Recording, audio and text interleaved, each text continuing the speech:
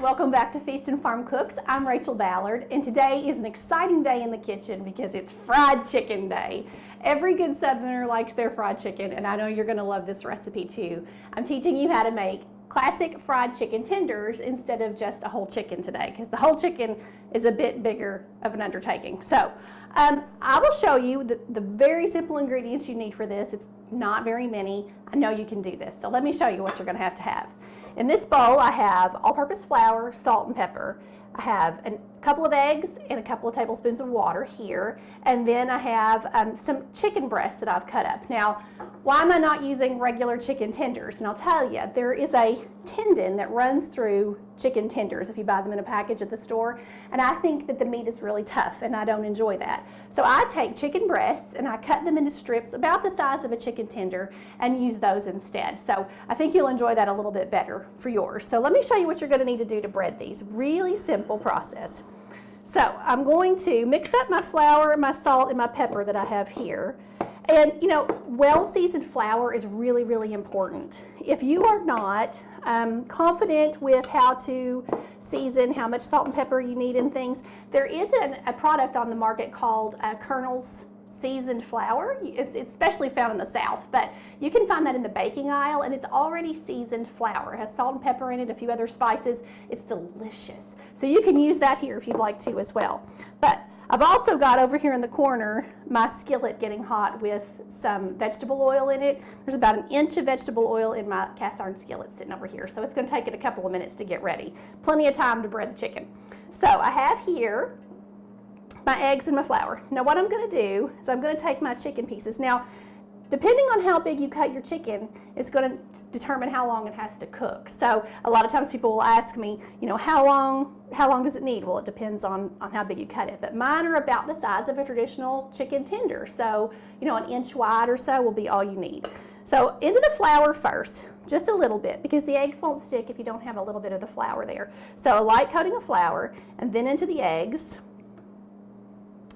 And then we'll go back into the flour for a second coating.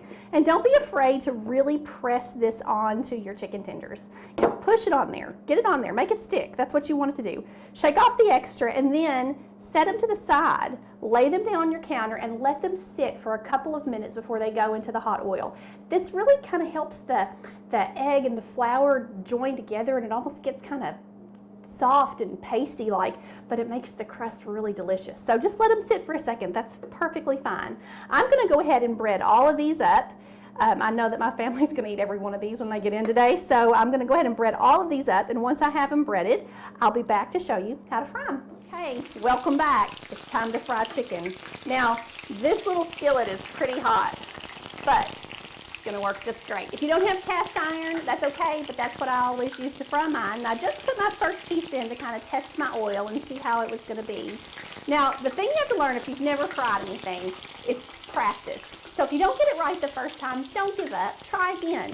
What you're going to need to do, though, is when you put your chicken in, lay it in gently, and it should sizzle immediately. If it doesn't, your oil is not hot enough. If you're not confident on how to check the temperature of your oil, you can get a thermometer, or you can use something like a deep fryer that has a dial gauge on the side, or an electric skillet where you can set the temperature. But you're looking for about 365 degrees is where you want to cook it.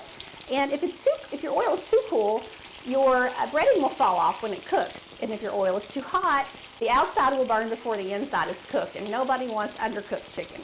So it just takes a little bit of practice to find that line somewhere in the middle.